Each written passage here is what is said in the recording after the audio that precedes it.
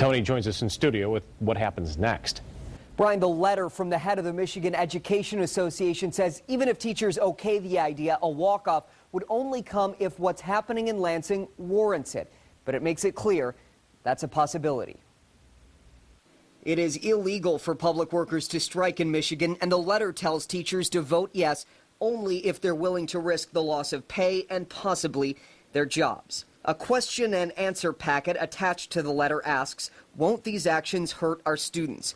The response reads, while there may be some inconvenience for your students, you will need to weigh that against the impact of the legislature's actions on students' right to a quality education. Grand Rapids Teachers Union leader Paul Helder put it this way. Is it worth the kids missing a day of school so that they have schools to go to next year?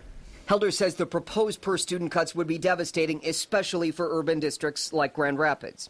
But he stresses a walkout or strike is far from certain. The letter lists other possible actions, like a local protest or Lansing protest on a non-working day. I know that there's a lot of people running around saying, oh my gosh, they're going on strike.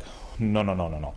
What we're doing is we're having a conversation with our members. The conversation question, are teachers frustrated enough to give the statewide union the okay to start something like a walkout?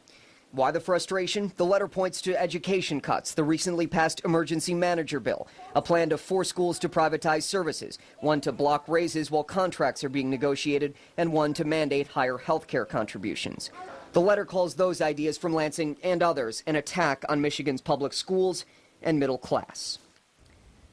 The 1,100 local unions connected to the Michigan Education Association are supposed to get their vote results back to headquarters by mid-April. Helder says his meeting would need a lot of space and no date has been set. Critics of this letter say it shows the union is putting the interests of itself ahead of students.